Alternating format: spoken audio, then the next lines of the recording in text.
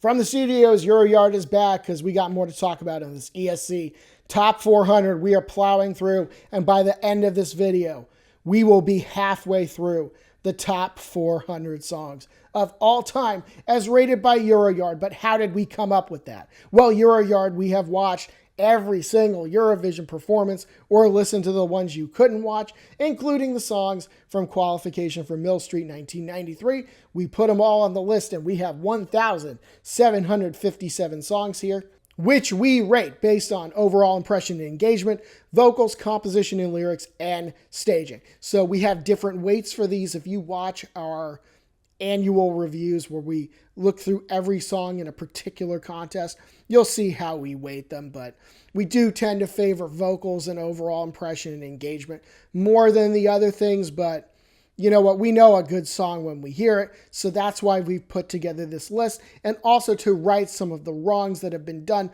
to songs that finished further down the list than they should have.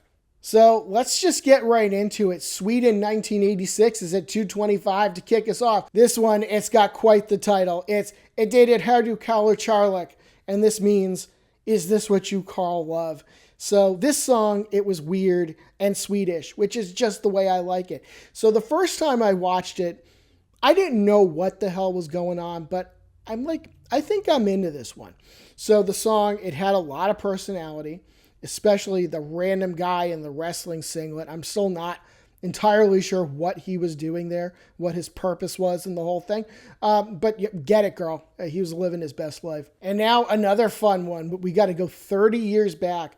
One of Germany's dual first entries. Number 224, So Geht das jede Nacht by Freddie Quinn.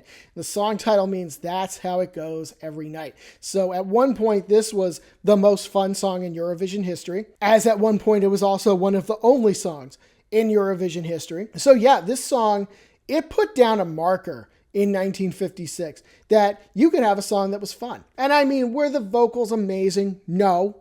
But I'm really glad that this song was here because it was one of the most exciting things that you would hear at the contest in this era, especially in 1956. And the word is that Freddie is still with us in 2026. And hey, maybe he'll see this. Maybe he'll know how much we like his song. At number 223, we got a winner. This is Ireland 1996. This song is The Voice, and it was Ireland's fourth win in 5 years. Unfortunately, they haven't won a thing since. Some who have listened to this song have described it as being haunting. Now, whatever you think of that, I think you could describe it as that. You can't argue that this wasn't a very on-point performance and some of the best of Irish music that you're going to hear. Now, Quinn, she sang the whole song at a high register, and she didn't miss even once. It was a technically very, very good performance. And now we go to Yugoslavia, 1962, number 222, Deuces Wild here. Nepali Svetlo, Sumrak by Lola Novakovic. The song title means, Don't Turn the Lights On at Dusk. So at Lola's house, you'll be sitting in the dark. I love the lyrics. There's imagery of cigarettes in the song. And I mean, this isn't a love letter to Marlboro or anything like that. The song is obviously about love, but it's got some really vivid imagery in the lyrics. And the song is very classy, and I thought her vocals were crisp. So number 221, another song with a long title, and we ain't even close to done with that yet. This one is called Je rêve blau ufaming debo, or I tore a page out of my diary. All apologies to the Danish people watching this for what I just said. I do the best I can with some of these. This was by Raquel Resteni. And yes, she did come with props. And the way I've looked at her song and what she did here, she was Taylor before Taylor was Taylor. She's singing about cutting out a toxic relationship, and she was diarying it while talking about her feelings of jealousy. I mean, come on. Taylor, hello. Oh, and I like the vocals. Now, this song, it came in 8th out of 10, which, I mean, the juries were just plain wrong about it. But to be fair, this was not the only thing in that contest that the juries were wrong about. So now, number 220, we move to Spain. This is 2012. Quédate conmigo by Pastora Soler, and the song title means Stay With Me. And yeah, perhaps it has another bit of a Disney princess beat to it, which I don't intend as a slight, just kind of the way it is. That's just the place that the melody here takes me to. Another thing that I can say about the song is that she sang really well. Her vocals helped carry the song up this list, and they got better over the course of the song. So number 219, the UK 1963. I said we'd hear from Ronnie Carroll again. This is his other song, Say Wonderful Things, another very pleasant British song, placed near the top. He went to back-to-back contests, the only British singer to go to the contest back-to-back years. He came in 4th place in both of them. Now, in the last video, I said that he is an interesting guy, or was. Now, after being a singer, he eventually pivoted to politics. He ran for the British Parliament a few times. He actually ran in his last campaign under the name the Eurovisionary, and he ended up dying in the middle of the campaign. Very interesting guy. So at number 218, another recognizable winner here. This is Norway's 1995 entry, Nocturne by Secret Garden. And you're probably wondering why a song that is so well respected is down here on the list at 218. Well, for one thing, I rate on vocals. We said at the beginning of the video, I do weight vocals. There were very few of them. And what I heard was really nice, but the song has 5 lines of lyrics. So I couldn't really properly score based on those categories. So now for the most part, though, it made up for it on composition. The composition of the song was absolutely outstanding. And that's why it's on this list in a fairly respectable spot. So now number 217, back to the UK. This is 1988, Go by Scott Fitzgerald. And this is the song that almost beat Celine Dion. It has a good melody. It's quite a thorough 80s sound to it. Of course, this song only lost by 1 point in 1988. And some Celine Dion fans might argue that that 1 point changed music history. Perhaps it did. And now a complete change up, number 216, Finland 2021 Dark Side by Blind Channel. Oh, Finland, you've done it again. Now, it took Finland, despite the fact that they had some really good songs back in the day that got zero recognition, it took Finland a long time to find a lane where they actually were successful. And this is one of them. Rock music is their sweet spot. 2021 was a banger. This song is on my playlist. You can definitely hear some of the Linkin Park influence that they have, and they put on a whole show in their 3 minutes.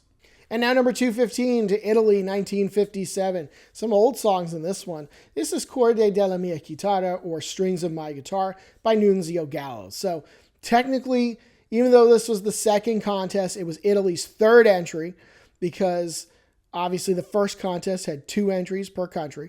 So this is the longest song in Eurovision history. We did a trivia question on this. You should totally subscribe so you can watch our reels with Eurovision trivia.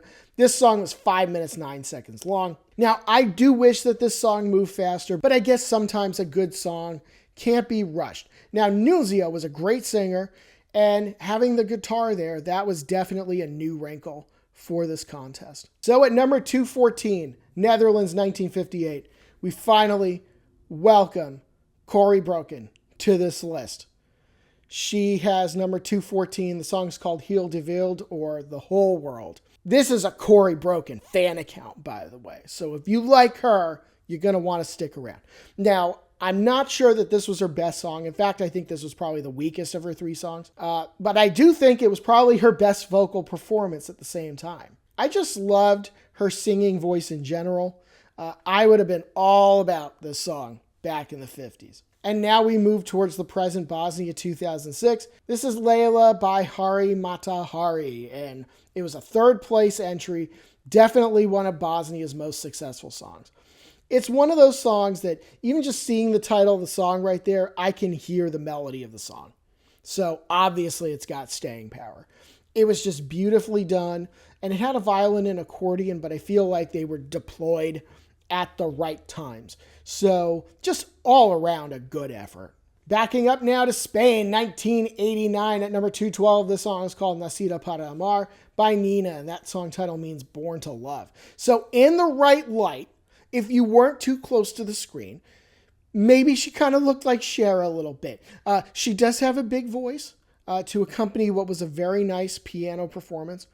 And then towards the end of the song, the intensity on her part really started to pick up. And that helped her come in 6th in 1989, and it was a deserved top 10 performance. So now we go to Germany, 1972, for song number 211 on the list. This is Mary Roos. Her song is Nur die Liebe lasst uns leben, or Only Love Lets Us Live. So this song has a great beat. The intro hits you with that great beat right away. Now, Mary, she came in 3rd place in this contest in 1972. It had some pretty damn good songs in it. Dare I say that the song had a little bit of grandeur to it, just enough to keep everybody interested, and I think she did a great job. And now we move forward to 1982 for Belgium's entry at number 210, Si tu aimes ma musique by Stella, and the song title means If You Do Like My Music. So this was certainly one of Belgium's better entries as far as I'm concerned. Oh, and I hear a bit of 80s synth music in there too, so I'm interested. It was a great melody. She sang great. And this was the kind of layered song that can stay with you, especially if you're a fan of 80s music, which, frankly, everybody should be. So now Ukraine 2011 is at 209 on this list. Angel by Mika Newton. And you might remember this song. Even if you don't remember all the particulars of it, you would probably remember this as the song with the sand drawing on the screen. It would later be imitated by another act, but not as well as this one did it in 2011. At the time when this was done, it was a real innovation of staging. So you do have to have more than that to have a successful song, though. And Mika sang well, and she had an angelic costume, looked like she had wings. It was very fitting. And this song came in 4th place. I think it could have done even better. So at number 208, we have a winner. This is Rock Me by Riva, Yugoslavia, 1989. Now, this was Yugoslavia's only winner. Might have been helped by going last in the contest. It won very narrowly over the UK. It was a cute song. Now, even in 1989, you might have said, well, this kind of has an old-fashioned beat to it. But I mean, hell, look what won in 1985. Another great Eurovision song. Sometimes it just works. And this time it did. So number 207, Israel 1985, another one from the great 1985 contest we just talked about. This is Ole Ole by Izar Cohen. And Izar brought the goods in both of his Eurovision songs. This one was almost as good as his first one. Not quite, but almost. He is a great entertainer. His performance was very colorful. I think some of the backing vocalists actually missed a few notes, but he was where he needed to be. And now, more towards the present, Australia 2023 at 206. This is Promise by Voyager. And God, I love this song and I love them. And I think the staging was fantastic. The only thing that would have made the staging a little bit more on the nose was if instead of the car he was sitting in, he was sitting in like a Plymouth Voyager, but that's a minivan. I don't think it would have really worked with the aesthetics of the staging. I liked what they did better, but it was a really good entry by Australia, one of their best to date, and just a really lively performance. And now Norway 1988 is song number 205 on the list. This is For Vår Jord by Caroline Kruger, and the song means For Our Earth. So this is another one that was just all around good. The song had a message. It had a great harmony between Caroline and the backing singers. The staging was simple, but it was effective. And the sound, it was very 80s, which, thumbs up. For such a simply staged song, it was a big song. And the sound was big and the vocals were big. So I appreciated it. And now a fun one from 1964. The song is called Jij bent mijn leven, and that means You're My Life. So just getting this right out of the way. I wish I could change the subject matter of the song. It's kind of depressing subject matter. She is being cheated on and she's being lied to, but she stays with her man anyway. I mean, girl, you need to dump his ass. But anyway, let's keep it to the song itself and what I felt, because it's a great sound. It makes you want to move, even today in 2026, it still makes you want to move around. Too bad we couldn't see the video of it, because there is no video. And now, France 1991 at number 203, an all-time title of a song. This one is called C'est le dernier qui a parlé qui a raison, or the last person to speak is the one who is right. Now that's a song title, baby. Now this song had a totally unique sound for the contest, and I'm not sure that a lot has come near it since. It was just a really fascinating piece of music. One of the more unique compositions that you'll hear, not only in the 1991 contest, but really ever in Eurovision history. There really isn't anything like it. Just 2 to go now, and now we've got Serbia's only host entry to date. From 2008 at number 202, the song is called Oro. And it was just well done by Serbia in their host entry. The lyrics have some imagery too. They're talking about some very Serbian subject matter in those lyrics, if you care to read through them. But the melody, to me, it was what was most pleasing about it. It was just a really well done performance. And the last one to bring us to 200 down, 200 to go. This is Denmark, 1988. This song by Hot Eyes at number 201 is Kan du se hvad jeg sagde? Or Can You See What I Said? Or could also be translated as Don't You See What I Told You? So it's obviously about a lover's quarrel. Oh, the joys of being married. All of Hot Eyes' songs at Eurovision were upbeat. Denmark did have quite a few upbeat songs in the 1980s, though none got the ultimate recognition of winning. But I think you can say of this and a lot of those other ones that this is good. And that's it. 200 down, 200 to go. We are halfway through the ESC Top 400 at Euroyard. Like and subscribe. Follow us on social media. We'll see you soon.